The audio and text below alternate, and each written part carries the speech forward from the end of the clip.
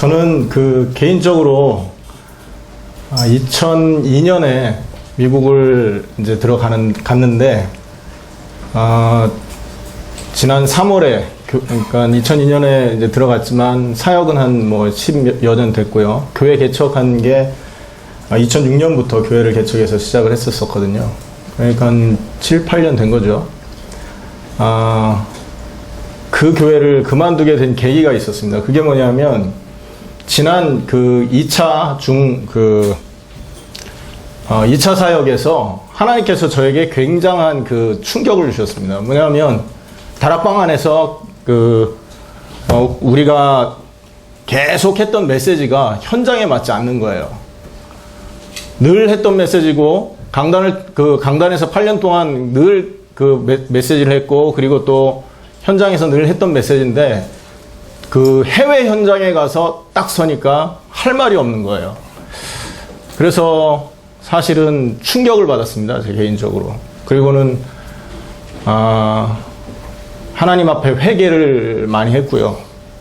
이상하네. 잠깐 물 좀 마셔야 되겠습니다. 아니, 아까 찬양하고 너무 은혜를 받아서 그런지.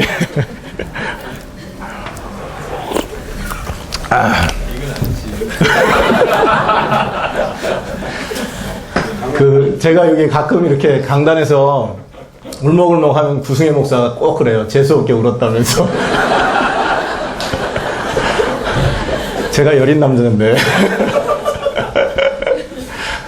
어쨌든 그런 시간들이 있었습니다. 현장에서 말씀이 너무 안 맞고, 돌아보면서 무슨 생각이 들었냐면, 8년 동안 교회가 개척하고 내가 사람을 죽이고 있었구나 하는 그런 생각이 많이 들더라고요.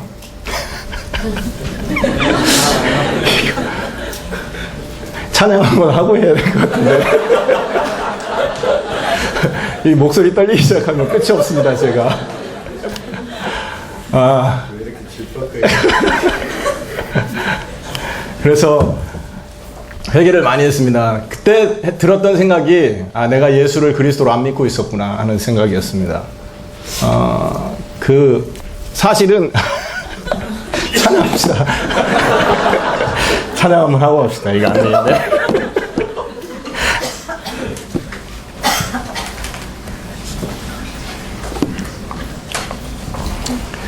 찬송가 축축 쳐지는 거 말고요.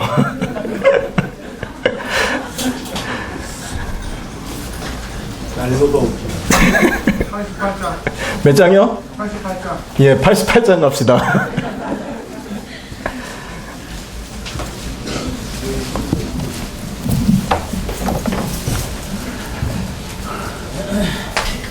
아까 찬양 인도하시는 집사님이신가요? 앞에서 우시는 바람에 전혀 힘들습니다, 지금.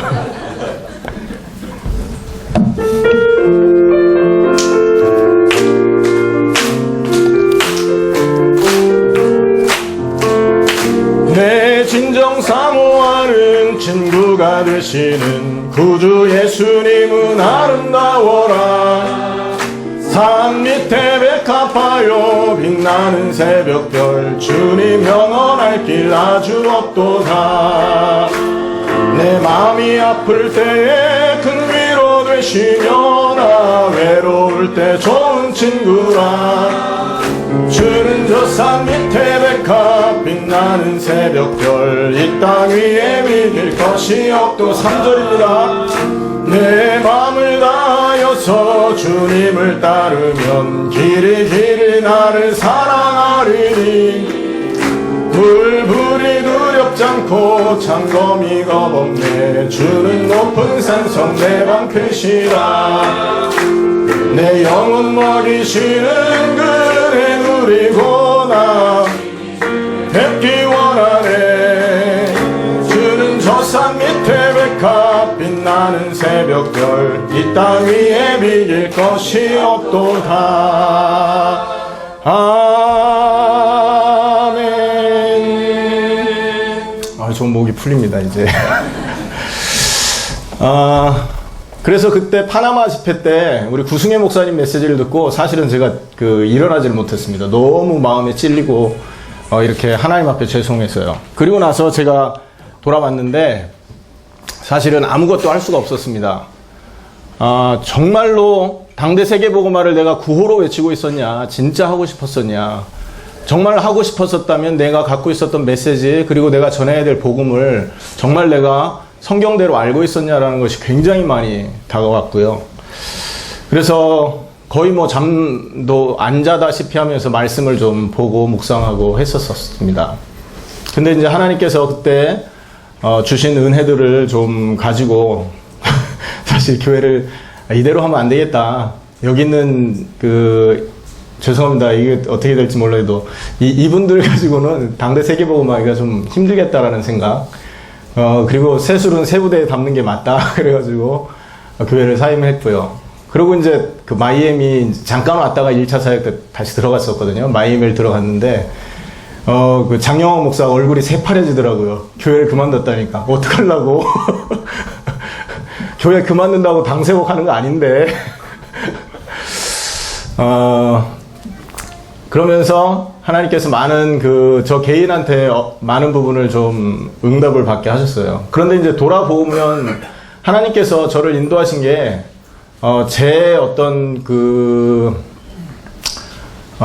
제 능력과 제 어떤 계획으로 내가 이렇게 살아온 것은 아닌 것 같더라고요. 왜냐하면 늘 보면 하나님께서 한 가지 주제를 주십니다. 제 중심에. 세계복음화 어떻게 할 거냐라는 중심. 처음에 제가 전단체에 처음 들어갔을 때는 그 전도라는 부분이 좀 다가왔고, 또 하나는 모든 족속에게 가는 것인데 라는 게 좀 다가왔었습니다. 예전에는 제가 선교학과를 다녔었거든요. 합동신학교를 제가 다녔었습니다. 칼빈 신학이라고 지방신학대였는데, 그때 이제 선교학과를 지원을 했는데 선교에 대한 개념 없이 다녔던 것 같아요. 그러다가 전단체 딱 들어오면서 모든 족속으로 하나님께서 보냈는데 이 부분을 내가 모르고 있었구나라는 것이 크게 다가왔고, 그러면서 이제 학교를 졸업하고 대학원 갈 때 전도와 세계복음화에 유익한, 나를 그렇게 좀 도울 수 있는 그런 곳이 어딜까? 그 당시에 합동 측 총신을 갈 것이냐, 새로 생긴 다락방에 남을 것이냐, 뭐 이런 부분에 잠깐 고민을 했거든요. 한 5분 고민했나? 답이 나오더라고요. 당연하지. 전도 선교면 그 당시 전단체가 최고였었으니까. 그런 중심으로 제가 그 신학교를 갔는데, 그때 만난 친구들이 여기 있는 친구들입니다. 여기 장영환 목사님, 구승현 목사님, 조성호 목사님 그때 만났거든요. 학교에서. 그러니까 지금 보면 그게 응답이었던 것 같아요. 전도와 선교 때문에 진로를 생각했고, 그 만남을 하나님께서 그때 주신 것 같습니다. 그리고 학교를 졸업하고 미국을 가는데도 세계복음화라는 부분을 놓치지 않았었어요. 세계복음화 하려면 한국이냐 미국이냐라는 걸 두고 생각했고, 그 당시 이제 유대인에 대한 메시지를 많이 목사님이 하셨었기 때문에, 그래 유대인을 통해서 세계복음화, 엘리트 통한 세계복음화. 그리고 그 당시 이제 그 색깔이죠. 그리고 우리 교회 이름 뭔지 아십니까? 로뎀, RODEM, 다락방에서 랩넌트, OMC, 다락방은 한국말로 다락방입니다.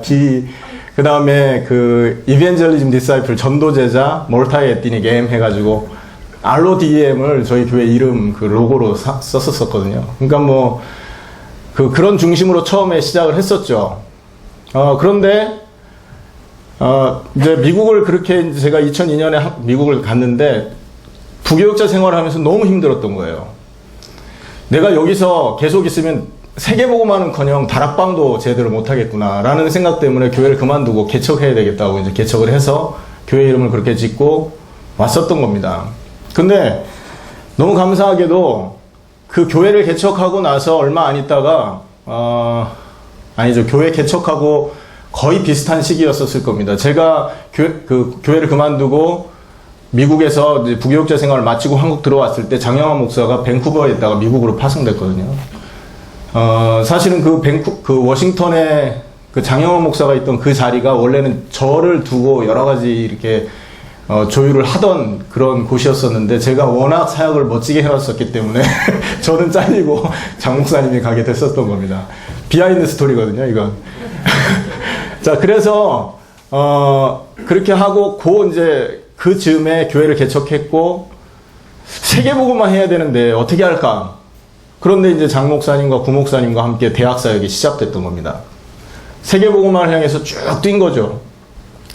그러다가 당세복 시간표가 딱 왔는데 저는 그 8년 동안 교회를 하면서 하나님께서 주신 사명과 또 제가 갖고 있는 이 소명을 가지고 교회 사역을 잘한다고 생각을 했었습니다. 그런데 당대 세계복음화, 특히 그 1차 사역에서 메시지가 저한테 콱 부딪혔던 거예요. 예수는 그리스도인데 예수를 그리스도로 믿냐? 사실은 10년 넘게 친구들이잖아요. 강단에서 친구들 메시지 할 때 은혜 받는 거 쉽지 않거든요, 여러분. 아십니까? 그런데 이 메시지가 저한테 다가오기 시작하더라고요. 아, 그렇지. 굉장히 찔렸습니다. 일단 메시지도 찔렸지만 친구들 메시지에 내가 은혜를 받아야 된다는 게 좀 많이 찔렸고. 그러니까 이게 틀이더라니까요. 나중에 보니까 아, 내가 갖고 있었던 틀이구나. 함께 지냈고 늘 사실 떨어져 있어도 늘 형제들처럼 같이 연락하고 늘 소통하기 때문에 너무 가까운 친구들이다 보니까 그것이 이 복음을 듣게 하는 틀로 작용을 하고 있더라고요. 근데 하나님이 정말 은혜를 주셨습니다. 파나마 그 메시지를 딱 듣고 제가 자리를 못 떠났어요. 너무 죄송하고 그래서 회개의 눈물을 많이 흘렸죠. 거기서 음료 바벨론도 나오고 막 난리가 났었잖아요. 그 속에 한 사람이었죠. 한 사람을 건진 것 같아요.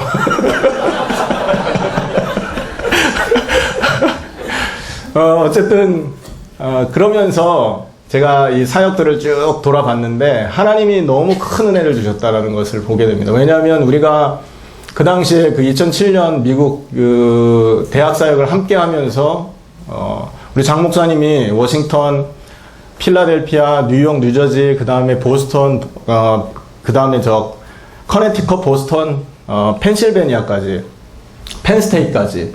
여러분 지도에서 찾아보세요. 이게 몇 마일인지. 원래 마일이 1.5km거든요. 700마일이 워싱턴에서 보스턴까지입니다. 700마일이면 몇 킬로입니까? 네? 1140km예요. 그러니까 700마일, 그러니까 2800km를 매주 다녔던 겁니다. 장 목사님이 차를 타고.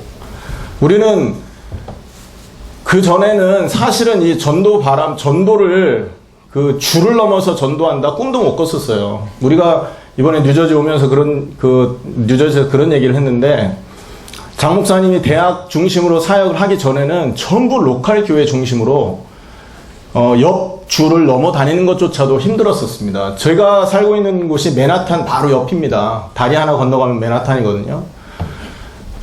20분밖에 안 걸립니다. 한국 한인타운까지 가는데 차를 타고. 그런데 그 다리 하나 건너서 20분밖에 안 걸리는 그 맨하탄을 넘어가는데 제가 부교육자 생활할 때 6개월이 걸리더라고요. 갈 일이 없어요. 우리 교인이 거기 없으니까. 늘 저기를 보고만 해야 되고 저기를 가야 되는데 언제 가지? 하다가 6개월이 걸린 거예요.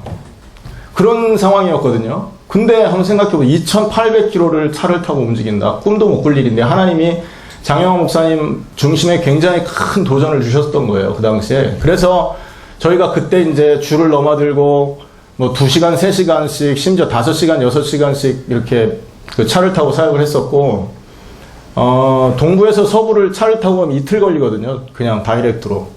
근데 거기를 이렇게 차를 타고 또 가고 우리 또 구승혜 목사, 장영환 목사님 워싱턴에 있으니까 자전거로 700마일을 또 다니기도 하고 자전거로 700마일 가면 어떻게 되는지 아십니까?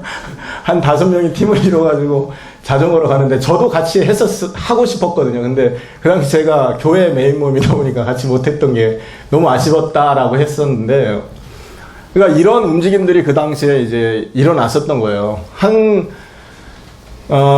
워싱턴에 지금 가 계신 어떤 목사님이 우리 사역을 하는 걸 보고 자기가 회개했대요. 한국에서 1시간 거리만 되면 갈 수 있는데도 멀다고 안 갔던 자기 자신을 보면서 굉장히 회개를 했다면서. 그리고 어떤 지금 전도사님이신데 그분은 우리 사역하는 걸 한번 딱 와서 보더니 서울에서 부산까지 커피 뽑아오라고 해도 갔다 올 수 있겠다 하면서 그러니까 이제 거리 개념들이 많이 줄어들기 시작했던 거죠. 그게 뭐냐 하면 응답이었던 것 같습니다. 세계복음화라는 하나님의 그 시간표를 향해서 움직이기 시작했던 거예요. 그런데 2008년 우리가 보스턴 캠프를 보스턴에서 사역한 그 이후에 2009년, 10년 전단체에서 이제 문제가 생기기 시작한 거예요. 왜 허락 없이 자꾸 움직이냐. 그 당시 이제 한국에서도 평신도 캠프나 뭐다 막 일어나고 있었잖아요. 사람들이 본부 허락 없이 자기 컨트롤 밖에서 막 일이 벌어지니까 너무들 힘들었는지 공문을 보내더라고요. 두 교회 이상씩 모여서 캠프하면 반드시 본부에 보고해라. 그리고 강사 파송받으라. 공문 갖고 있습니다, 지금도. 저는 지웠는데 메모리가 꽉 차서 누군가는 보관하고 있을 거예요. 뭡니까? 이분들이 세계복음화라는 이 부분에 대한 생각을 안 하고 그냥 행정으로 사역을 하는 게 그 당시에 느껴진 거예요. 그것 때문에 많이 갈등들을 했고 그것 때문에 많이 괴로워했습니다. 우리가 정말 세계복음화 때문에 전단체에 들어왔고 그걸 하기 위해 지금까지 달려왔는데 실제 본격적으로 세계복음화를 위해 뛰어야 될 이 시간표에 이게 걸리는구나. 그리고 이제 우리가 노회나 이런 곳을 이렇게 가보지 않습니까? 그러면 모여서 늘 하는 게 뭐냐면 먹고 노는 거예요. 목사님들. 노회 왜 하냐? 그러면 목회 힘들었으니까 2박 3일 쉬자 이겁니다. 그래서 뭐 대충 그 회무도 대충 하고 막 그렇습니다. 제가 젊다 보니까 그 동부 지역에는 목사님들이 많이 없거든요. 이것저것 자꾸 시켜가지고 제가 여러분 노회에서 제일 힘이 센 자리가 어딘 줄 아세요? 노회 서기거든요. 그거 다음에 이제 노회장 막 이렇게 갑니다. 제가 총무하고 노회 서기까지 하다가 내려왔잖아요. 아무것도 없는데 그렇게 해요. 그러니까 모여서 고민하는 게 어쨌든 일 맡겨놓고 당신들은 좀 편하게 있고 싶어하는 이런 모임 분위기 이런 걸 보면서 그때 이제 한 번 더 그 계기가 있었던 거죠. 이렇게 해서 되겠냐? 진짜 세계복음화 하려면 어떻게 해야 되겠냐? 그리고는 미주 내에 전도 시스템이 없는 전단체 그 시스템이 없는 교회가 없는 주를 쭉 분석해서 처음 들어갔던 곳이 마이애미였던 겁니다. 근데 제가 이 얘기를 왜 하느냐 하면 지금 우리의 발걸음이 그냥 발걸음이 아니다라는 거예요. 우리가 지금 당대 세계복음화 구호로 알고 있다. 큰 착각입니다. 교회사적으로도 의미가 있고 성경적으로도 의미가 있습니다. 오늘 이 시간에 뭐 하나 보자 하고 오셨다면 여러분 큰 그 회개를 하셔야 돼요. 지금 우리가 장난하기 위해서 하던 거 다 내려놓고 또 잘 나가던 그 직책들 다 던져두고 이 자리에 온 게 아니라고요. 이유가 있어요.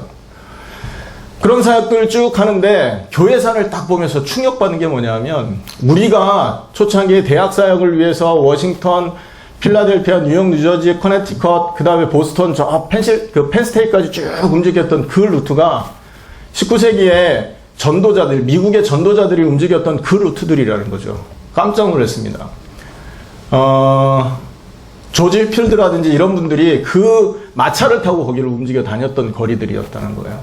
그러니까 하나님께서 세계복음화라는 것을 두고 움직이니까 그 중심에 맞도록 하나님이 그런 응답들 속에 우리를 이끌어 가셨더라는 거예요. 여러분, 당대 세계복음화 때문에 왜 그 전단체에서 문제가 됐냐?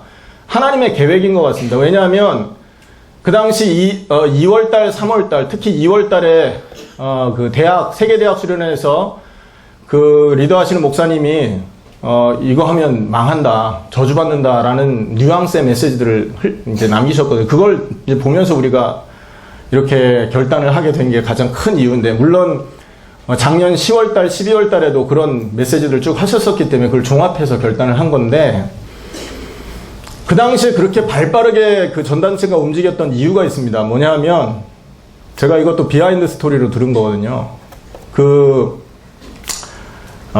한기총의 2단 그 해제 때문에 막 이렇게 분주했었죠. 그러니까 그거를 해제하는 게 목표였는데 우리가 들고 나오는 이 당대 세계복음화는 이 당대가 시한부 종말론적인 냄새가 난단 말이에요. 그러니까 이게 성경적이냐 아니냐 따져보기도 전에 끊어버린 것입니다. 그래서 이거 풀려고. 근데 지금 그 결과 어떻게 됐는지 아시죠? 풀어졌나요? 제가 알기로는 더 지금 복잡해졌다고 지금 듣고 있거든요. 여러분, 우리가 그 마이애미를 중심으로 하나님이 하시는 일들을 보면서, 물론 그 전에 우리 장 목사님과 구 목사님 기도를 하셨지만 확신이 하나 든 게 있습니다. 뭐냐면 성경대로 하면 되는구나. 하나님은 세계복음화를 위해서 지구를 움직이고 계시는데 세계복음화할 메시지와 방법과 방향, 끝을 갖고 있으면 세계복음화할 지역의 제자들을 만나게 하시구나. 나라를 복음화할 사람, 그 지역을 복음화할 사람을 붙여주시는구나. 마이애미에 가서 만난 그 두 팀이 지금도 계속 연결되고 있잖아요. 그때 우리가 마이애미에 갔던 게 딱 하나 이유였지 않습니까? 시스템이 없는 곳, 한 번도 밟아보지 않은 그 줄을 우리가 들어가서 정말 세계복음화를 위해서 움직여보자. 여러분의 인생도 그럴 겁니다. 처음 전단체를 통해서 쭉 이렇게 인도를 받으면서 중심이 뭐냐? 세계복음화라는 그 중심이었을 겁니다. 그러니까 이 자리까지 와 계셨겠죠. 그런데 마이애미에서 그 일을 딱 보면서 이거 당대 일어난다. 왜냐? 정말로 성경의 메시지, 희미해진 메시지 말고요. 그리고 성경에서 말하는 전략, 그리고 마라나타, 주님 다시 오실 거라는 거, 여러분 마라나타가 들어가면 생을 걸게 되어 있습니다. 맞습니까? 내일 예수님 오실 거라면 여러분 뭐 하실 겁니까? 다음 주에 예수님 오실 거라면 지금 여러분 고민하는 거에 그 고민거리 붙들고 지금 살겠습니까? 옛날에 어른들은요, 많은 어려움들을 당했지 않습니까? 경제적으로도 어려웠고, 그 교회 다니는 권사님들 보면 남편들한테 핍박당해가면서 자녀들 막 무시당해가면서 교회 다니신 분들 많이 계셨잖아요. 근데 그분들도 종말론적인 신앙을 가지고 신앙생활을 했습니다. 무슨 종말론입니까? 천국 가면 다 해결된다라는 거. 옛날에는 그게 너무 좀 어리석다라는 생각을 했어요. 지금 응답받고 언약 잡으면 다 끝나는 거지 뭘 그 죽어서까지 미래를 걱정하냐라는 생각을 했는데 성경적인 믿음이더라고요. 사실 우리가 죽은 이후의 삶을 생각해 본다 하더라도 있잖아요. 지금 우리가 갖고 있는 이 문제에 매이지 않거든요. 근데 예수님이 다시 오셔서 역사가 종말을 구하고 죽은 자가 살아나고 예수 믿는 자와 그렇지 않은 자가 나눠지며 백보자 심판으로 들어간다라는 것까지를 생각한다면, 그리고 그 이후에 천년왕국이 일어나서 어마어마한 축복이 펼쳐질 것을 생각한다면, 여러분 다음 주에 그 일이 벌어진다고 한다면 지금 뭐 하실 겁니까? 마라나타라는 신앙이 들어가면, 아멘 주 예수여 오시옵소서라는 신앙이 들어가면 사실은 다 내려놓게 되어 있습니다. 소망이 들기 때문에 그렇잖아요. 여러분 군대 보낸 자녀들을 갖고 계신 부모님들 계시죠? 그 휴가 나오는 것을 그렇게 손꼽아 기다리지 않겠습니까? 그렇잖아요. 첫 휴가 나올 때 버선발로 쫓아나와서 아이들 맞는 거 아닙니까? 신랑 맞는 여러분 이렇게 몇 년 동안 이렇게 떨어져서 생활하는 부부들 한번 생각해 보십시오. 일주일에 한 번씩 만나는 것도 막 기대하고 소망하고 만나겠죠. 예수님을 만난다라는 그 소망이 모든 것을 넘어서게 할 수 있다는 거죠. 근데 그 소망이 없으니까 어떡합니까? 계속적으로 현재 문제에 빠져 산다는 거예요. 누가복음 21장의 말씀입니다. 한번 보겠습니다. 누가복음 21장.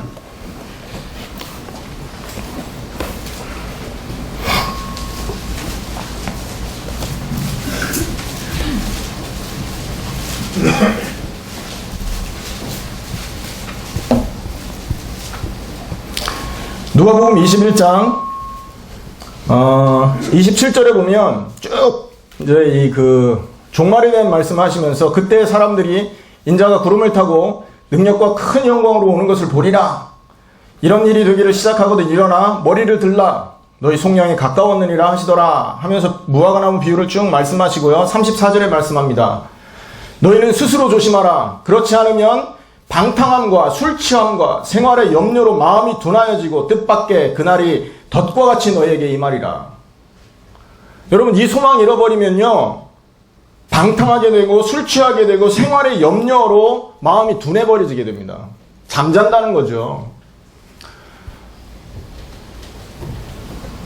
또 보겠습니다, 여러분. 데살로니가전서 5장입니다.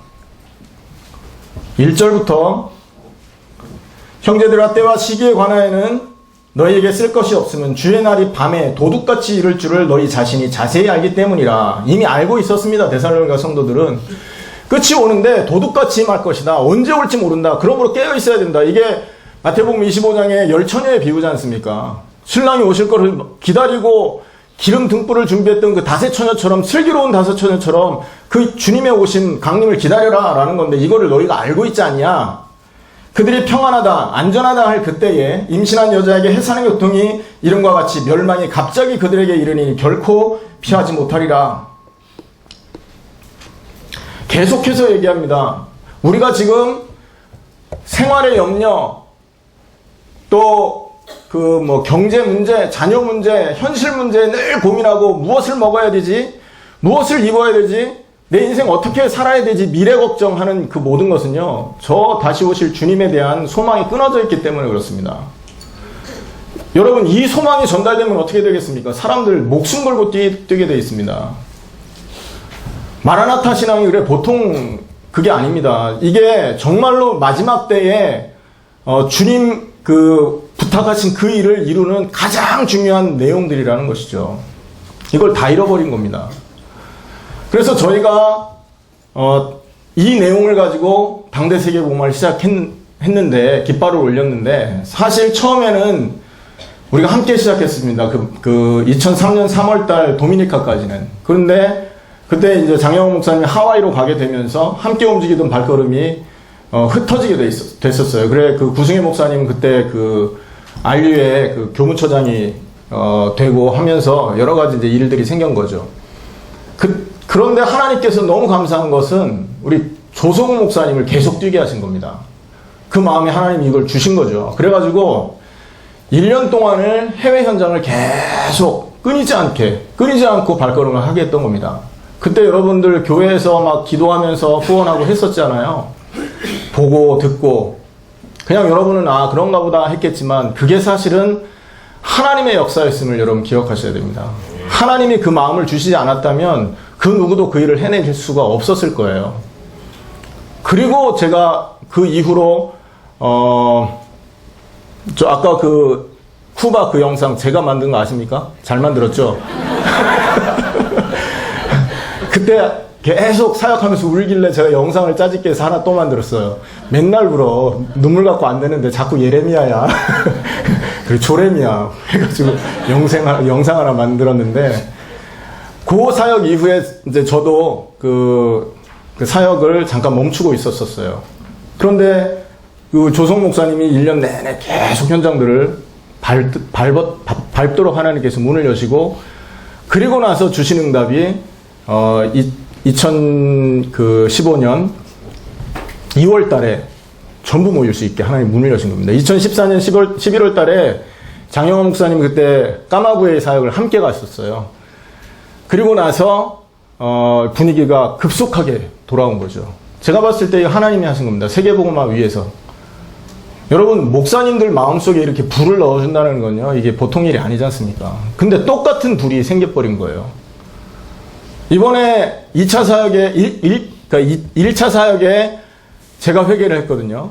그때 한 분 더 회개하신 분이 박현식 목사님 회개하셨다 하더라고요. 갔다 와서 거의 매일 메시지를 봤대요. 컴퓨터 사다 놓고. 그 당시엔 뭐 랩탑도 없으셨나 봐.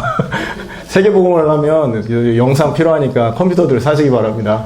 어쨌든 그래서 매일 메시지를 듣고 3차 사역에 콜롬비아에서 첫 주일 설교를 하는데 칼이 날라오는데, 와, 나 박현식 목사님 메시지 듣고 울 뻔한 건 또 처음입니다. 눈물 마려워서 혼났습니다.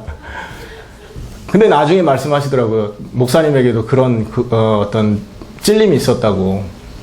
그러면서 2차 사역에 이제 처음 합류하신 분이 전원철 목사님이시거든요.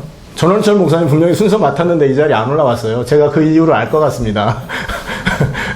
뭔가 깊이 내적인 그 싸움을 싸우고 계실 거예요, 지금. 하나님 말씀 앞에서. 근데 하나님께서 이런 움직임들을, 목사님들, 말씀드렸잖아요. 여기 10년 같이 생활하신 분들이라고. 서로 영향 주고 영향 받기 어려운 분들입니다. 근데 이걸 주시는 거예요. 교회사적으로는 여러분 어떤 의미가 있습니까? 1806년에 사무엘 밀즈라는 사람이 윌리엄스 칼리지라는 데가 있습니다. 보스턴에. 우리가 103개 보스턴 캠프를 할 때 우리는 최고 엘리트 대학이 보스턴 하버드 대학인 줄 알았는데, 한 팀이 윌리엄스 대학을 가더니 거기는 완전 더 그 사람들이 신령하고 좀 그렇더라. 우리는 그때만 해도 그게 뭔지 몰랐는데, 알고 보니까 그곳이 사무엘 밀스 중심으로 해서 헤이스댕 무브먼트가 일어난대요. 건초더미 기도운동. 5명이 비를 피해서 건초더미 밑에서 기도운동 하잖아요. 소수가 정말로 전도와 선교를 위해서 기도운동을 처음 시작했던 대학이 그 대학입니다. 미국에서. 그래서 골든체인 시대가 열립니다. 헤이스텍 무브먼트를 중심으로 해서 무디 호랩산 그 집회까지 거의 100년 동안 골든체인 시절이 쫙 펼쳐집니다. 전도와 선교에. 그런데 그 체인 마지막 운동이었던 무디 운동에서 딱 그 일어난 운동이 뭐냐면 학생 자원 운동이라고 합니다. Student Volunteer Movement라고 하거든요. 그래서 SVM이라고 합니다. 약자로는. 학생 자원 운동. 그러니까 복음과 선교를 위해 자원해야 된다라는 거죠. 그때 그분들을 영향을 받아서 사실은 1900년대 초반, 1907년에 평양 대부흥운동이 있었잖아요. 한국에. 마포삼열이라는 그 선교사님 이름 들어보셨죠? 그 마포삼열 선교사님이 바로 그 학생 자원운동에 영향을 받아서 오신 분들입니다. 그리고 그 선교사님 중심으로 해서 200여 명의 선교사가 한국을 들어와서 한국 대부흥운동을 일으키기 시작했던 겁니다. 그때 그분들이 내걸었던 슬로건이 뭐냐면 세계복음화는 우리 시대에. 할렐루야. 네. 그게 당대 세계복음화 운동입니다. 그런데 그게 1930년쯤에 이 학생 자원운동이 미국에 사라지거든요. 왜냐하면 나중에 이게 변질돼가지고 정치운동으로 뭐 여러 가지 교권운동하고 섞여지면서 이게 없어집니다. 자, 그런데 한번 보세요. 그때 불이 붙었던 한국에서 이 1907년 이후에 계속적으로 말씀이 힘을 얻기 시작했어요. 그때 그분들을 통해서 우리 그 한국에 전달됐던 선교 정신이 있죠. 네비우스 선교 정책이라고 들어보셨습니까? 자립, 자치, 그 다음 또 뭐죠? 자립하고, 자치하고, 또 뭐예요? 자전, 스스로 전도하는 거. 스스로 자립하고, 스스로 이렇게 정치하고, 그러니까 선교사들 컨트롤 받지 말라는 거죠. 그리고 스스로 전도해라. 이게 그 당시 선교사들이 심었던, 선교 정책의 핵심 그 정신이었습니다. 그걸 제대로 이어받은 나라가 한국이거든요. 다른 아프리카나 이런 데는 전부 선교사 도움받고 선교사 의지하고 일본이나 이런 데도 선교사 의지하다 다 무너진 거 아닙니까? 그 기독교가. 그런데 한국만 유일하게 네비우스 정책을 통해서 부흥하기 시작했던 거예요. 그리고 쭉 지나다가 80년대 말에 그 전단체를 통해서 2000년 만에 복음 회복됐다고 그랬잖아요. 거기에서 우리가 충격을 받고 함께 충격받았던 내용이 뭐냐? 복음 플러스 세계복음화라는 단어였습니다. 근데 지금 어떻게 됐습니까? 전단체 메시지 들어보세요. 전부 랩넌트 얘기하잖아요. 랩넌트를 성공시켜야 된다. 그 자리에서 뭐 이렇게 역할을 하게 해야 된다. 제가 기억하기로는 그때 그 전단체 지도자 목사님께서 미국을 갔다 오시면서 미국 나이 많으신 목사님들이 너무 이렇게 인도 못 받으시니까 비행기 안에서 결단한 거라잖아요. 그래 말이야. 어른들 가지고는 안 되겠다. 랩넌트 세우자. 그래서 랩넌트 운동 시작된 거지 않습니까? 속은 겁니다. 제가 봤을 때. 안 되면 더 깊게 복음을 얘기했어야죠. 더 원색 복음으로 모든 문제에서 해방받게 하신 그리스도가 더 전달되게 했었어야 되는 게 맞지 않나요? 해결책이 랩넌트가 아니라고요. 해결책은 그리스도죠. 랩넌트 안에 그리스도가 희미하면 아무리 좋은 데 가 있어 보세요. 거기서 시달리더라고요. 미국에서 그 뉴욕 시청에 근무하는 아이들이 있습니다. 그 집회 올 때마다 늘 지도자 목사님하고 이렇게 인사하는 그 친구들이 있어요. 뭐 한국에서는 미국 시청, 그 뉴욕 시청에 근무하니까 얼마나 잘 나간 사람입니까? 그 콜롬비아 대학원 졸업하고 뭐 남편은 어디지? 뉴펜 뭐 경제 하여튼 뭐 최고 학부 졸업하고 해서 하나는 뭡니까 기억도 안 나네. 리먼 브라더스가 그런 어떤 주식 관련된 이런 쪽에 근무하고 있거든요. 교회도 안 나와요. 무슨 말인가 이해되십니까? 엘리트 된다고 복음화되는 게 아닙니다. 여러분 엘리트 됐으면 박주영을 통해서 역사가 일어났어야죠. 박주영을 통해서 축복기가 복음화 되든지 뭔 일이 제자가 찾아지든지 뭔 일이 벌어졌어야 될 거 아닙니까? 해결책은 그리스도가 해결책이라니까요. 근데 이 부분을 놓쳐버린 거예요. 그래서 메시지를 들어보면 초창기에 우리의 가슴을 뛰게 했던 예수가 그리스도라는 그 언약과 세계복음화에 대한 이게 다 사라진 것 같아요. 제가 마지막으로 참석했던 그 선교대회를 기억을 해보면 선교대회면 세계복음화라는 단어 나올 법도 하잖아요. 안 쓰시더라고요. 일부러. 이단될까봐 좀 두려우신 것 같더라고요. 뭐 세계복음화라는 단어 쓰면 뭐 이단되는 것도 아닐 텐데 그런 상황이 됐습니다. 그래서 지금 우리가 하나님의 그 역사의 흐름 속에 있음을 기억하셔야 돼요. 초창기에 복음과 세계복음화를 향해서 그렇게 뜨겁게 뛰던 그 전단체가 놓쳐버린 겁니다. 그걸 받아든 거예요, 여러분. 성공하냐 실패하냐 그건 우리의 논의 대상이 아닙니다. 하나님의 말씀이 맞으면 가는 거죠. 하나님 말씀이 아니면 아무리 우리한테 유익이 있어도 안 해야 되는 거 아닙니까? 이 자리에 모였다면 여러분 그 정도의 답은 갖고 계셔야 됩니다. 여러분 교회사적으로 성경적으로도 한번 보십시오. 예수가 그리스도라는 이 언약 그 바울이 받아들자마자 그때 했던 일이 뭡니까? 전 세계를 향해서 뛰기 시작했다니까요. 뭔가 아직 전도나 이런 부분에 희미하다, 뭔가 내가 전도가 안 되고 있고 답이 안 되고 있다. 여러분은 아직 못 깨달은 겁니다. 뭘 못 깨달았냐? 예수가 그리스도라는 이 부분이 안 깨달아진 거예요. 깨달아졌다면 어떻게 되는 줄 아십니까? 모든 것이 바뀝니다. 여러분 씨 뿌리는 비유를 보면 그 씨 뿌린 자가 씨를 뿌렸잖아요. 요것이 길가에 떨어집니다.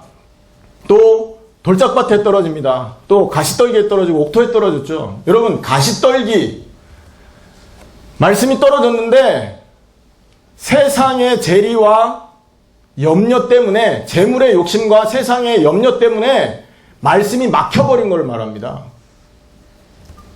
무슨 말인가 이해되십니까? 말씀이 안 들리는 거예요. 그런 분들 있을걸요. 지금도 말씀이 안 들릴 겁니다. 왜? 집에 생긴 그 문제 해결 그거 때문에. 또 여기 와 있는데 직장 가야 되는데 누구 등 떠밀려서 오신 분이 계신다면 분명히 그게 잘 안 될 겁니다. 말씀 안 들어올 거예요. 또 돌짝밭은 뭡니까? 여러분 성경을 한번 깊이 보시면요 재밌는 게 있습니다. 돌짝밭은 뭐냐 하면 말씀을 기쁨으로 받되 뿌리가 없어서 잠시 견디다가 말씀 때문에 환난과 핍박이 오면 넘어지는 자라고 합니다. 처음에 당세복 하니까 확 들었다가 이거 당세복 한다고 하니까 여러 친척이 핍박하고 교회 목사님이 핍박하고 하니까 에이 아닌가 보다 하고 하는 분들요 돌짝밭인 겁니다. 말씀이 맞다면 가는 거죠. 그리고 또 뭡니까? 길가에 뿌려진 자, 듣고 깨닫지 못하면 악한 자가 뿌려진 씨를 빼앗아 간다고 합니다. 저는 그 노인들하고 대화를 하면서 그런 얘기를 많이 들었어요. 목사님 설교하시는 게 있잖아요. 내가 나이가 먹어서 듣기는 듣는데 잊어먹어요. 그러더라고요. 저는 나도 가끔 잘 잊어먹거든요.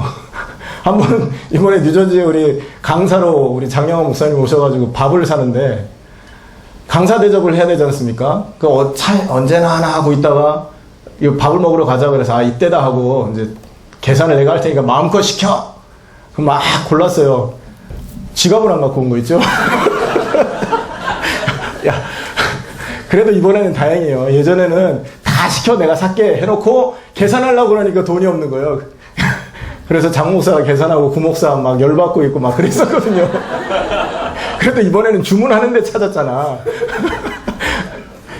사람이 살다 보면 그 깜빡깜빡 할 수도 있어서 그런가 보다 했어요. 근데 말씀 잊어먹는 이유가 따로 있더라니까요. 말씀 잊어먹는 이유는요, 말씀 듣고 깨닫지 못해서 그렇습니다. 당세복 여러분 그 성경에 있는 말씀이 잊어먹어지죠. 외워서 되는 게 아닙니다. 여러분 가슴을 쳐야 돼요. 깨달아져야 된다고요. 제가 파나마에서 그 메시지를 듣고 회개를 하고 메시지를 찾다가 옛날 2012년에 마이애미에서 우리 사역했던 영상을 봤습니다. 2012년에 우리가 1월 달에 마이애미에서 그 까르도나 목사님 찾고 4월 달에 거기서 수련을 하고 뭐 이렇게 또 합숙도 하고 뭐 했었거든요. 그때 합숙할 때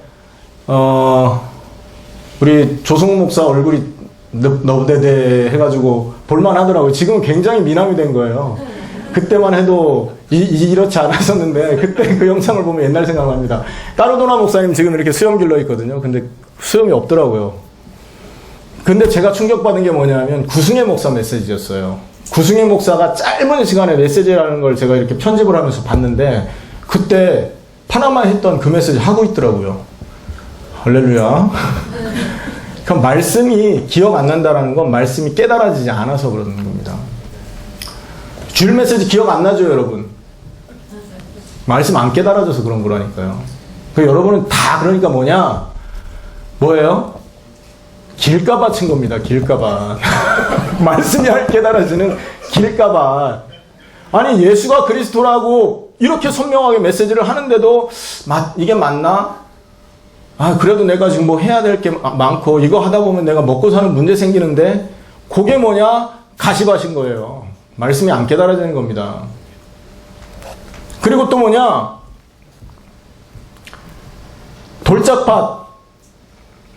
돌짝밭은 환란 핍박 오면 무너진다고 그랬잖아요. 자, 그런데 옥토는 뭡니까? 옥토를 보면 말씀을 깨달으면 이라고 나와 있어요. 말씀을 깨달으면 30배, 60배, 100배 열매 맺는다. 왜 말씀이 깨달아졌는데 30배, 60배, 100배 열매가 나오느냐? 이게 바로 천국의 비밀이기 때문에 그래요. 아무나 깨달을 수 없는 얘기이기 때문에 그렇습니다. 그 천국 비유를 하기 전에 그 마태복음 13장에 보면 천국 비밀을 아는 것이 너희에게는 허락되었으나 그들에게는 허락되지 않았다. 이 말씀합니다.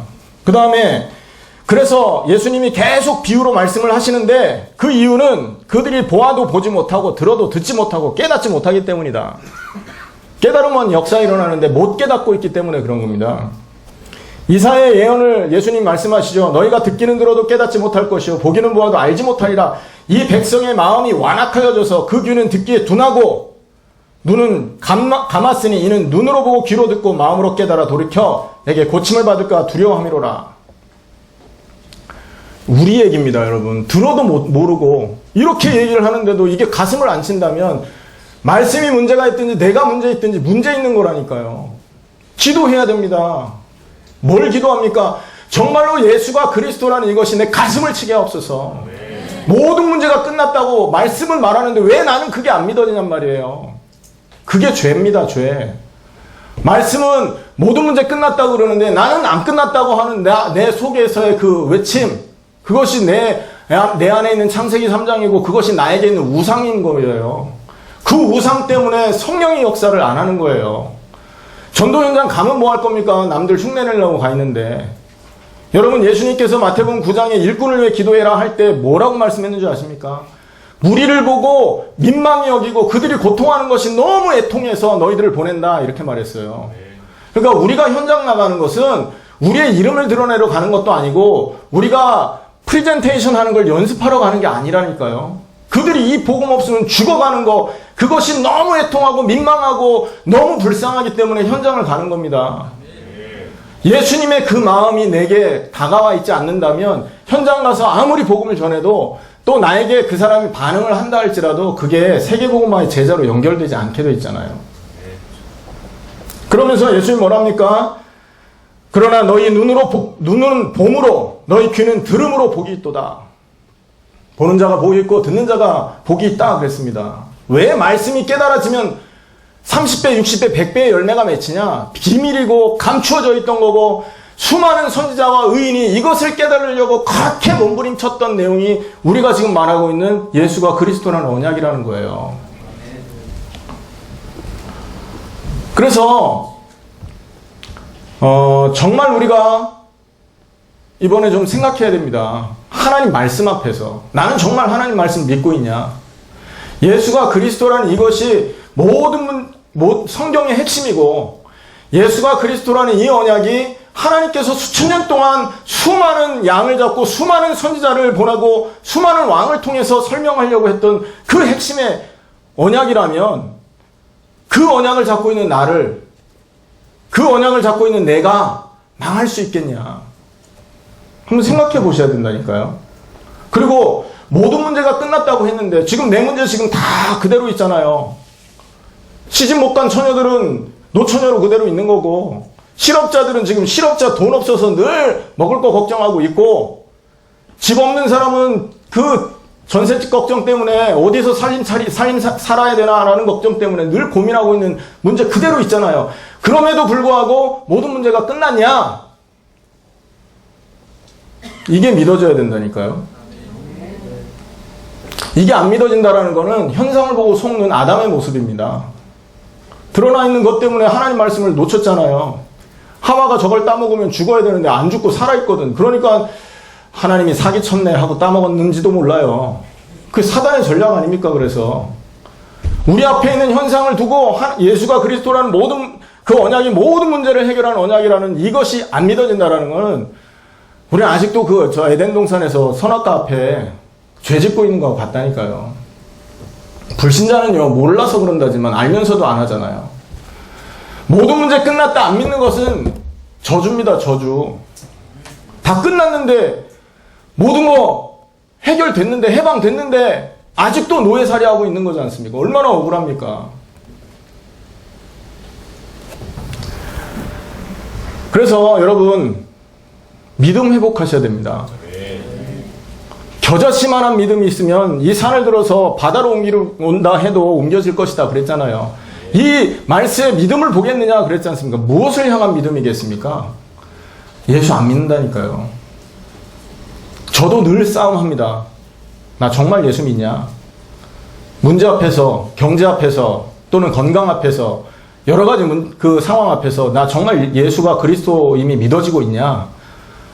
솔직하게 저희 한국 오는 것도 믿음의 싸움에 승리해서 온 거라니까요. 할렐루야. 그것도 대한항공 비싼 거 타고 왔습니다. 응답이죠, 응답. 항상 싸우는 겁니다. 그게 해결됐냐 안 해결됐냐는 문제가 아니고 정말 그 문제 앞에서 내가 그리스도를 생각할 수 있느냐 이것조차도 응답입니다. 얼마나 우리가 메마르고 영적으로 피폐해 있는지 문제 앞에서 그 문제 어떻게 해결할까를 생각하지 이 문제 앞에서 예수는 그리스도냐라는 질문도 못 하잖아요. 그 정도의 여유도 없다니까요. 완전 속은 겁니다. 현상에 다 속아버린 거예요. 여러분, 보이는 현상 때문에 불신앙하는 것도 있는데 보이지 않는 것을 안 믿는 것도 있다니까요. 그것도 똑같은 수준의 문제입니다. 안 보이니까 안 믿는 거예요. 뭘 안 믿습니까? 하나님이 나와 함께 하는 게 보여요, 안 보여요? 안 보이니까 안 믿지. 너무 자연스럽잖아요. 그게 창세기 3장의 불신앙이라니까. 그게 원죄라고요. 우리가 예수 이름 부르면 성령이 역사합니다. 안 믿어요. 안 나타나니까. 성령이 나를 세계복음화하는 자리로 이끌어 가고 계시는데 안 믿어요. 왜? 안 나타나니까. 내가 예수 이름 부르면 사단이 꺾이고 모든 흑암 권세가 떠나간다고 하는데 안 믿어요. 안 보여서. 하나님 자녀에게 하늘 군대가 동원돼서 늘 보호하고 하나님께서 그 천사를 통해 모든 심부름을 하고 있는데 안 믿어요. 그 증거가 뭔지 아세요? 그 기도 안 하지 않습니까? 안 믿으니까 안 하는 거예요. 못 하는 거죠. 엄밀히 말하면. 아니 그런데 안 믿는데 어떻게 하나님이 쓰시겠냔 말이에요. 정말로 예수가 그리스도라는 그 언약이 다가오면 그게 믿어지면 신분부터 바뀝니다. 우리의 모든 영적 신분이 바뀌어요. 그게 믿어져야 전도 시작되는 겁니다. 어떤 신분이죠? 안 망하는 신분이다. 맞습니까? 문제 있는데도 그 문제가 나를 넘어뜨릴 수 없는 신분이다. 보호를 받는 신분이라니까요. 허름하게 다니는 것 같아도 경찰들은 자기 신분 다 갖고 있잖아요. 형사들. 그 사람들 제복 안 입고 있는데도 다 누리지 않습니까? 우리가 허름하게 이렇게 다니는 것 같지만 우리가 허름한 사람들이 아니라니까요. 목사님들 이렇게 막 반바지 입고 슬리퍼 신고 막 다녀도 승질 운동하면서 승질 더럽게 하고 다녀도 이분들이 보통 분들이 아니잖아요. 그런데 안 나타나는 겁니다. 왜? 더 귀한 게 있으니까. 발견했잖아요, 우리가. 여러분, 사마리아 여인은 예수를 그리스도로 만나고 나서 모든 문제가 끝났어요. 자기에게 있었던 그 가정 문제도 그대로 있었고 돈 없어서 걸어서 그 뜨거운데 물길로 왔던 그 경제 문제도 그대로 있었고, 그 동네 사람들이 그렇게 손가락질하던 대인관계 문제 그대로 있었는데 예수님 만나고 들어갔잖아요. 와봐라. 그게 여러분 이 그리스도를 만난 사람의 감격입니다. 숨겨진 보화를 발견했는데 어떻게 가만히 있어요? 숨겨진 보화 발견했으면 그거 두고 빨리 가서 이 밭을 사야 될 거 아닙니까? 그게 감격, 복음을 듣고 깨달은 자의 감격입니다, 여러분.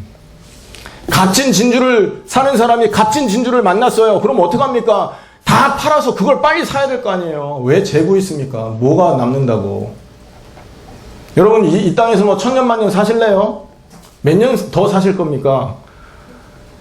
많이 남아있는 사람은 한 50년, 60년, 적게 남아있는 사람은 10년, 뭐 이렇게 남아있을 수 있는데 그 짧은 기간에 뭐를 두고 살 거냐고요.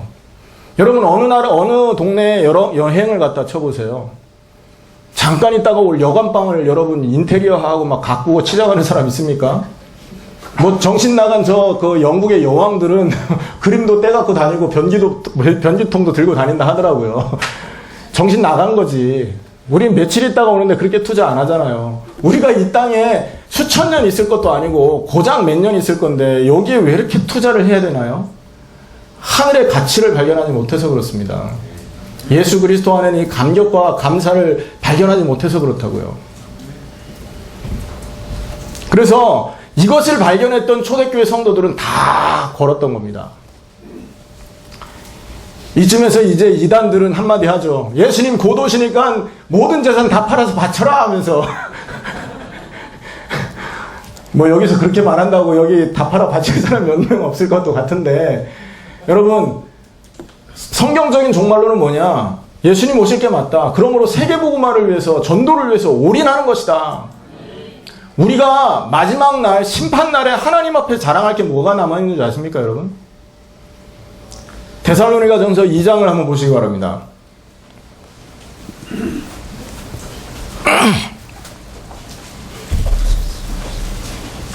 데살로니가전서 2장 19절, 바울이 했던 말입니다. 시작. 우리의 소망이나 기쁨이나 자랑의 면류관이 무엇이냐? 그가 강림하실 때에 우리 주 예수 앞에 너희가 아니냐? 여러분 데살로니가에 갔을 때 얼마나 고생을 많이 했어요. 야손 집에 들어갔고 막 들어가 있는데 뭐 깡패들이 쳐들어와가지고 잡아가고 뭐 감옥에 가두고 뭐 볼을 받고 녹회하고 엄청 고생 많았거든요. 그렇게 죽을 위기 속에서 찾아낸 너희가 그 모든 고통을 넘어서서 찾은 너희들 제자들, 너희가 나의 면류관이다. 결국 남는 건 뭐예요? 이거 남는다니까요. 여러분 뭐 수천억이 있으면 뭐 할 겁니까? 작년 4월달 기억하거든요. 세월호 사건이 있을 때였었으니까 이건희 회장이 딱 공항에 내려서면서 저 세월호에 그 크레인 갖다가 보내라 하고는 안 나타나더라고요. 병원에 지금도 계신다고 들었는데 어떤 사람은 5월달에 죽었었다 이렇게 말을 해요. 뭐 근데 지금 뭐 살아서 뭐 이렇게 회복되고 있다 하는데, 나는 그걸 볼 때마다 저분이 저 많은 재산을 두고 어떻게 죽을까? 아쉬워서 저거 다 쓰고 죽어야 될 텐데 너무 아쉽겠다. 그런 생각을 좀 해보긴 하거든요. 여러분 소용없는 겁니다. 남는 게 하나도 없잖아요, 이 세상에서. 뭐 미모가 남습니까? 뭐 경제가 남습니까? 뭐가 남습니까? 딱 남는 건 하나라니까요. 우리의 발걸음을 통해서 얼마나 많은 제자가 세워졌고, 우리의 발걸음과 만남을 통해 얼마나 천국 복음, 이 가치 있는 천국 복음이 증거되었냐. 이거 남는 거지 않습니까? 자, 그렇다면 우리가 남는 장사 해야 되는데, 강건하면 우리의 인생은 70이고 강건하면 80이라 그랬는데 7, 80년을 살면서 하나님 앞에 들고 설 게 뭐냔 말이에요. 나는 어떤 거를 들고 설 수 있냔 말입니다. 아직도 늦지 않았습니다. 예수님이 이제는 심판주로 오신다고 그랬어요. 너희 행한 걸 다 갚으리라. 홀이라도 남김없이 갚으리라 그랬다고요. 그런데 아직 기회가 남았잖아요. 노인들은 여기 연세 많으신 분들 계시는데요. 그거 나는 안 돼. 불신앙이라니까요. 모세보다 나이가 아직 어리신 것 같은데 다. 모세는 80부터 시작했는데. 하나님의 능력, 나이를 뛰어넘습니다. 믿으십시오. 그리고는요, 정말 당대 세계복음화를 정말 이룰 수 있도록 하나님 역사해 주십시오. 기도하세요. 그리고 여기 젊은이들은요, 여러분 좋은 직장 다니는 사람이 없어서 여러분 좋은 직장 지금 찾고 있습니까? 돈 많은 사람이 없습니까? 젊은 사람들 중에. 그런데도 그 사람들 시달리고 있잖아요. 그 길을 또 갈 겁니까? 정말로 주객이 전도돼 있다니까요. 지금 주객이 바뀌어버렸어요. 우리의 생은요, 정말 하나님이 우리를 창조하실 때 목적은 보면 하나님의 일을 하기 위해서, 사명 감당하기 위해서 창조했잖아요. 창세기 1장 26절에 우리의 형상을 따라 우리의 모양대로 사람을 만들되 남자 여자를 만들고 우리의 모든 것을 다스리고 지키게 하자. 결국 인간만 하나님이 만드실 때 사명을 하나님의 일을 감당하게 하려고 만드셨단 말이에요. 근데 지금 다 뭐 합니까? 전부 먹고 사는 문제에 빠져 있다고요. 다 자기 일. 하나님 역사할 수가 없는 겁니다. 정말 바닥까지 내려가서 여러분 가슴을 치면서 하나님 앞에 다시 한번 기도해 보세요. 신앙생활 다시 한다 치고. 바리새인이 얼마나 똑똑합니까? 헤롯 대왕이 물었어요. 메시아 어디서 태어날 거냐? 지체하지 않고 서기관이 말합니다. 베들레헴에서 올 거라고. 성경을 얼마나 읽었으면 이 사람들이 이런 고백을 합니까? 그런데도 독사의 자식들아 욕먹은 사람들이라고요. 성경 많이 읽는 거 소용없습니다. 교회 열심히 다녔고 오래 다닌 거 소용없어요. 지금 내가 무엇을 위해 살고 무엇을 위해서 시간을 들이고 내 생을 들이고 있냐, 이게 다라니까요. 당세복 수련회 그냥 하는 거 아닙니다, 여러분. 우리가 지금 이 당세복 수련회를 통해서 뭐 하려고 하냐? 전 세계에 말씀운동 깔려고 하는 겁니다. 말씀이 뭡니까? 모든 사람을 살리는 유일한 답 아닙니까? 모든 인생의 문제를 해결하는 유일한 해결책. 근데 우리가 그 말씀을 대해서 희미하게 알고 불신앙으로 그걸 가지고 뭔가 해먹어 보려고 목적을 위해서 수단으로 그거를 이용하고 있어요, 말씀을. 그게 우상 아닙니까? 우리의 목적은 하나님이 되어야 되고 우리의 목적은 주님인데, 구원받았다면 그걸 향해 가는 게 당연한데 아직도 우리는 숨은 동기 가지고, 아직도 우리는 숨은 무언가를 가지고 지금 이렇게 살고 있다는 것이죠. 말씀 운동으로요, 다 일으켜야 됩니다. 왜 그렇습니까? 예수님이 문 밖에 서서 지금 기다리고 계셔요. 노크 소리 안 들리십니까? 우리 만문을 두드리는 노크 소리는 이미 들었고, 이제 종말을 고하는 예수님의 재림의 노크 소리가 안 들리냔 말이에요. 지금 전 세계에 일어나는 기근과 환난과 이런 거 보세요. 여러분 잠이 오십니까? 그런 거 보시면? 뉴스만 틀어봐도 지금 난리가 났는데 그건 나하고 상관없다 하고 살 수 있냔 말이에요. 말씀을 안 믿어서 그러는 겁니다, 그게. 그래서 정말로 말씀 운동을 전 세계에 깔기 위해서 여러분 기도할 게 있습니다. 이 말씀만 하고 마치도록 할 텐데요. 뭘 기도하냐? 정말 우리의 삶을 통해 성경의 전도가 일어날 수 있게 기도하셔야 돼요. 성경을 한번 읽어보겠습니다. 마태복음 10장입니다.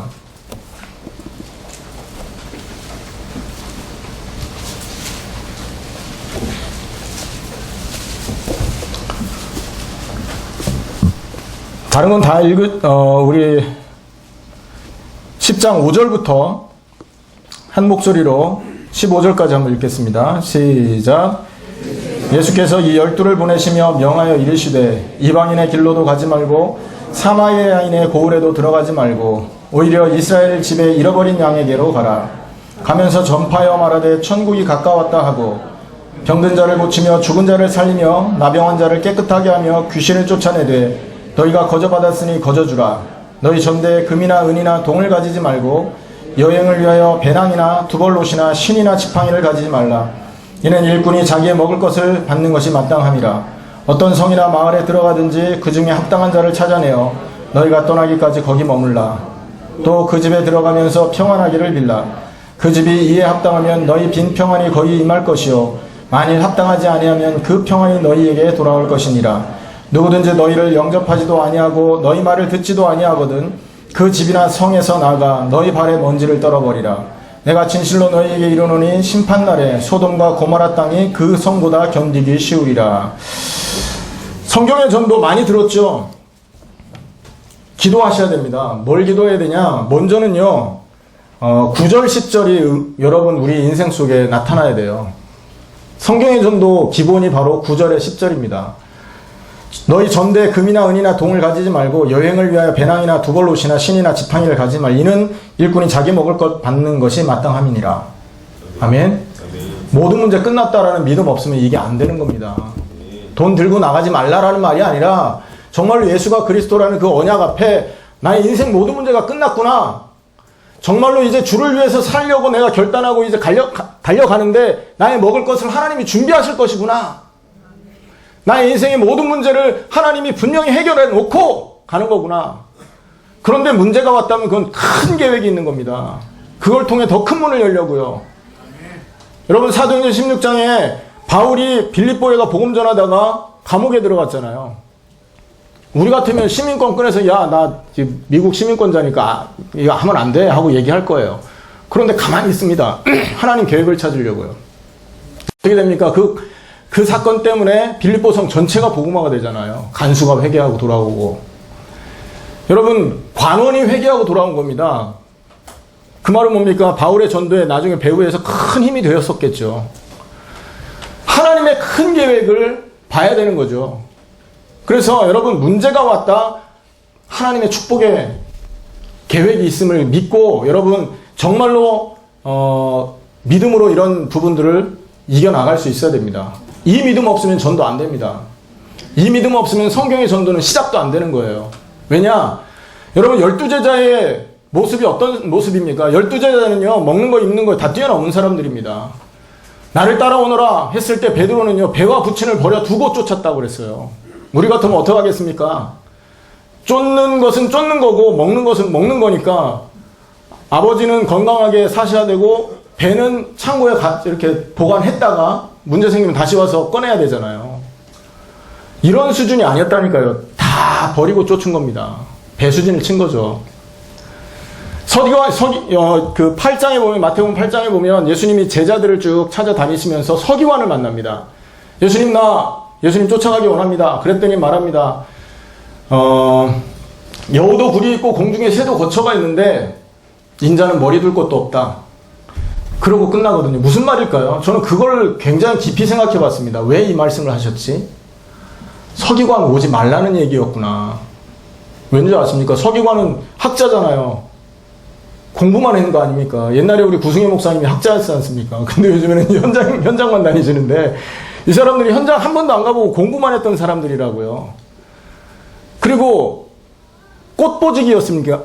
꽃보직이었어요. 월급 받고 많은 사람들이 인정받았던 사람 아니겠습니까? 그런데 예수님 말합니다. 나는 세계복음화를 위해서 갈 곳도 많고 일하다 보면 잠도 못 자는데 너 그거 다 감당할 수 있겠냐라고 질문한 거 아닐까요? 못 왔을 거라고 생각됩니다. 저는 그 사람. 아 그렇구나. 내가 예수님을 쫓아가면서 뭔가 명예의 자리에 올라가고 뭔가 나의 목표를 이루고 이럴 줄 알았는데 아니네. 헛다리 짚었네 하고 떠나갔는지도 몰라요. 이런 사람을 다 출연했던 사람들이 12제자였다는 겁니다. 그리고 뭐랍니까? 십자가를 쟁기를 들고 뒤를 쳐다보는 자는 하나님의 나라에 합당하지 않다라고 말했던 사람들이라니까요. 그리고 그 제자들 중에서 한 사람이 부친이 돌아가셨어요. 그러니까 부친 장사를 하게 허락해 달라고 부탁을 했잖아요. 예수님께. 여러분 담임 목사님 같으면 허락할까요? 여러분 담임 목사님 같으면 저 부의금 주어서 보내시겠죠. 근데 예수님 뭐라고 그랬습니까? 딱 잘랐습니다. 죽은 자는 죽은 자한테 맡기고 너희는 나를 쫓아라. 여러분 예수님의 사역이 3년밖에 안 남았잖아요. 3년 이후에는 승천하시고 모든 일이 이제 제자들을 통해서 시작되어야 되지 않습니까? 굉장히 임팩트 있는 사역을 지금 진행하고 있는 중에 사역이 그 문제가 탁 터진 겁니다. 우리 같으면 다 내려놓고 하던 사역 다 물려놓고 그것부터 했겠죠. 근데 예수님은 그런 사람을 찾는 게 아닙니다. 맡기고 너는 나를 쫓아라. 마가복음 10장 29절이죠. 복음을 위해서 가족, 친지, 모든 재산을 버릴 수 있는 자, 이런 사람을 찾는 거라니까요. 여기 지금 마태복음 10장 9절 10절에 이 말은요. 그래서 굉장히 중요한 얘기인 겁니다. 성경의 전도를 정말 하기를 원한다면 모든 문제에서 그리스도로 해방됐다라는 이 믿음, 감사, 감격, 이게 있어야만 그 다음의 일이 진행됩니다. 여러분, 인생을 두고 이거 정말 한번 생각해 보셔야 됩니다. 나는 정말로 모든 문제가 끝났다라는 이 언약 앞에서 참으로 감사한 적이 있었냐? 참으로 기뻐했던 적이 있었냐? 참으로 행복했던 적이 있었냐? 한번 물어보셔야 됩니다. 그거 없이 그냥 우우 가니까 따라왔다? 얼마 못 가서 다시 돌아가실 분들이라니까요. 그 장 목사님 늘 말하잖아요. 이게 섞여 있다고. 누가 누군지 몰라요. 근데 섞인 것 같다라고 말을 합니다. 이 말은 뭐냐 하면 요거 깨달은 사람들이 모여서 정말로 이 일을 위해서만 움직일 때 일어나는 성령 역사가 다 따로 있다는 얘기예요. 축구 감독은요, 축구 잘하는 사람에게 줄 수 있는 전략이 있다니까요. 제가 어제 우리 그 김 집사님하고 해서 이 테니스를 하러 갔어요. 우리는 시차가 아직 낮이거든요. 지금은 밤이고 우리 미국에서 왔기 때문에 어제 새벽 1시까지 했는데 시작 좀 하고 이제 몸 좀 풀려니까 집에 가자고 그러더라고요. 저런 그 테니스를 잘 치시는 분들은 테니스 잘 치는 사람에게만 할 수 있는 얘기가 있다고요. 저는 저 라켓 잡은 지 이제 3주밖에 안 됐는데 저한테 무슨 얘기를 하겠습니까? 스윙 잘하세요. 원을 그리셔야 됩니다. 뭐 이런 말씀만 해주시는데 그것도 꿀팁이 되더라니까요. 여러분, 전도를 위해서만 모여있는 사람들이 있는 곳에는 성령의 역사가 다르게 나타납니다. 그거를 예수님께서 우리에게 보여주시고 승천하신 거라니까요. 120명이 어떤 사람들입니까? 바로 그것만을 위해서 모여있던 사람들입니다. 지금 초대교회 120명이 있는 그 예루살렘 교회하고요, 성경의 예루살렘 교회하고 지금 이 시대에 120명이 모여있는 개척교회하고 영적 수준을 비교해 보세요. 세계복음화 가능하겠습니까? 복음 가득한 교회가 안디옥 교회와 같은 응답을 받고 있는 것은 맞는 것 같은데 복음 아멘 하면 안 됩니다. 지금 모여있는 그분들의 그 색깔이 마가다락방의 예루살렘 교회와 색깔이 어느 정도로 비슷하냐 이거죠. 모든 문제 다 끝났습니까? 그게 안 되면 그 다음에 일이 벌어지지 않습니다. 그게 돼야 그 다음에 일어나는 게 뭐죠? 전혀 기도에 힘쓸 수 있습니다.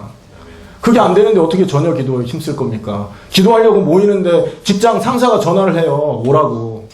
안 가겠습니까? 기도하겠습니까? 거기 갈까요? 남아서 기도할까요?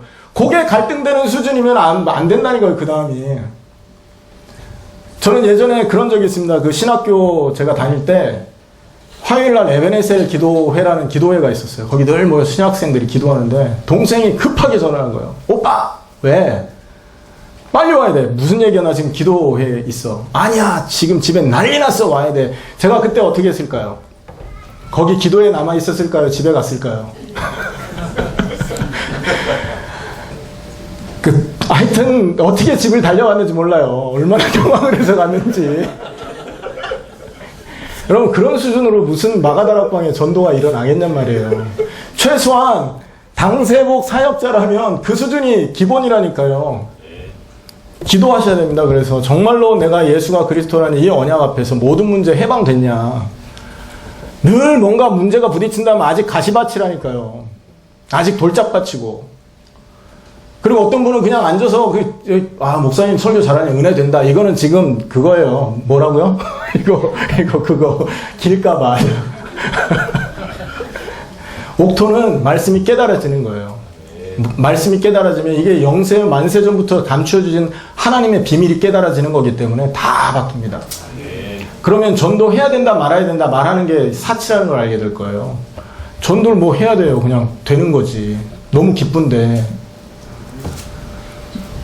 저는 오자마자 제가 맨하탄에 갈 일이 지난주에 있어가지고 맨하탄에 이제 택시를 탔습니다. 근데 아프리카 택시기사가 영화 봤네요. 무슨 영화? 요즘에 한국에 유명한 영화 있던데. 영어로 말했어요. 어세시네이션 아냐고. 내가 그 무슨 말인가 알아. 난 영화 나왔는지도 모르는데 뭐 암살 뭐 재밌는 영화가 있다는 얘기를 들었는데 어세신을 말하나? 옛날에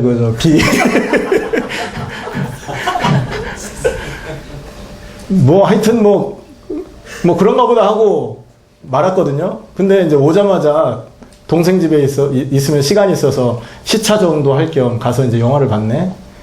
계속 누가 전화를 해가고 집중을 못했어요. 영화를 한번 다시 봐야 될 거. 근데 마지막에 그 우리 최영식 목사님이 하신 그 얘기가 저한테도 오더라고요. 그래, 누가 뭐 해방될 줄 알았냐? 해방될 줄 알았으면 내가 배신했겠냐 이 말이죠. 그래, 세계복음화 될 줄 알고 예수님 재림할 줄 알았다면 이렇게 살지 않을 겁니다. 그죠? 여러분, 세계복음화 되고 예수님이 영광의 그 왕권을 가지고 재림주로 또 심판주로 땅 앞에 오는데 그때 우리 무슨 성적표 들고 나갈 거냔 말이에요. 이렇게 살면 안 되는 겁니다. 그래서 기본적으로는 정말 하나님 말씀 앞에 예수가 그리스도라는 그 언약 앞에 내가 모든 문제 해결 받았냐라는 이 결론부터 나셔야 됩니다. 이거 안 나면 구호예요. 구호. 암만 해보세요. 그냥 힘만 들 겁니다. 어떤 분, 우리 조 목사님 설교 중에 그런 얘기가 돼요. 나가신 분들 중에서 지금 복가교에 있는 사람들이 엄청 힘들어 하는데 조 목사 그것도 모르고 맨날 더 이렇게 사람들 쪼은다고. 그거는 몰라서 하는 소리잖아요. 답 안 났다라는 말을 하는 겁니다. 아, 저 사람들이 자기 얘기를 그렇게 하는데 시달렸다는 얘기예요. 교회에 있으면서. 시달리다가 나간 거 아니겠어요? 그 시달리다 나갔으니까 그거 왜 시달리겠습니까? 세계복음화이 중요한 그 언약 앞에서. 답 안 났으니까. 여러분, 제가 알기로는 여기 오신 분들이 당대 세계복음화 좀 해야 되겠다 하고 오셨을 겁니다. 답 좀 내봐야 되겠다 하고 오셨겠죠. 그죠? 답이 나서 온 겁니까? 답 좀 내봐야지 하고 온 겁니까? 답 좀 내봐야지 하고 오셨다면 아직 답 안 난 거잖아요. 그럼 답 날 때까지 힘들 거예요. 이번에 빨리 답 내리세요. 고생하지 마시고. 답 안 날 것 같으면 빨리 보따리 싸서 가시는 게 제일 편하고. 뭐 좋은 교회들 많은데요. 뭐 전단체도 얼마나 좋습니까? 자녀들 엘리트 만들어야 된다고 계속 메시지하고. 대통령도 만들 수 있고, 하버드 대학에, 어떤 아이는 하버드 대학에 이번에 누가 들어갔는데, 이 카톡 메시지 자기 글을 썼더라고요.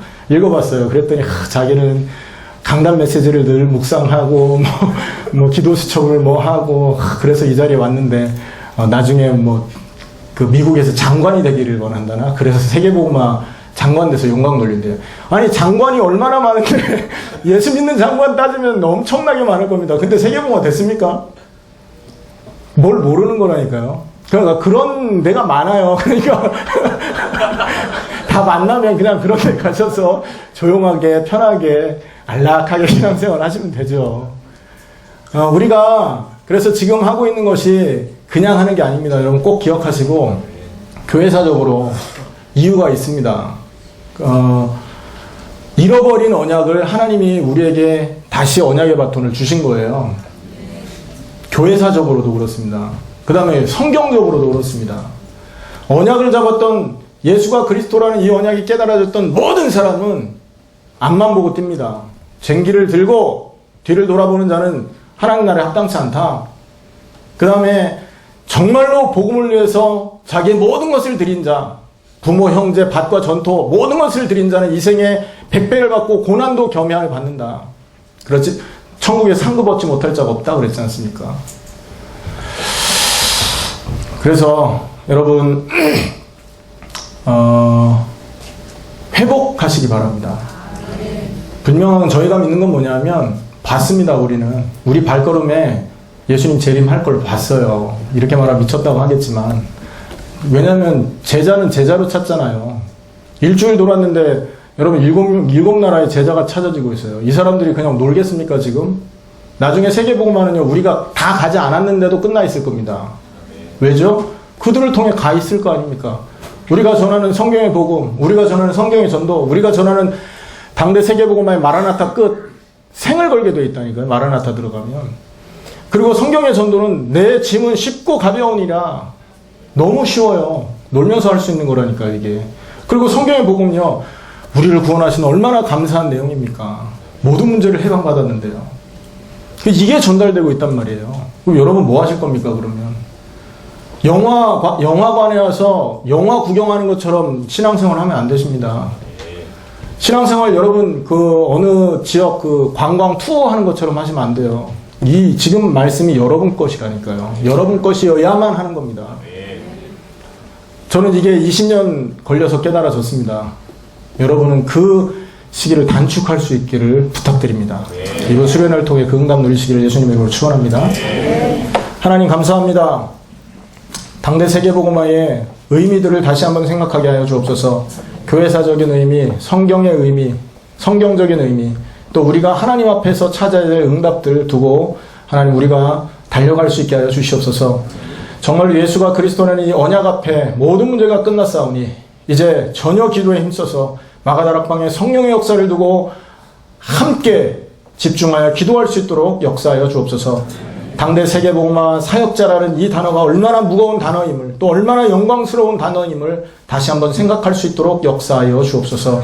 그래서 우리가 이 수련회 이후에 한국, 대한민국 전역에 곳곳에 말씀운동이 확산되어 나갈 수 있게 하여 주시고, 우리의 발걸음을 통하여, 우리의 만남을 통하여 정말로 하나님 주님 오실 때까지 올인할 수 있는 제자들의 만남들이 회복되게 하여 주시옵소서. 하나님께 모든 영광 돌리며 예수 그리스도 이름으로 기도하옵나이다. 네.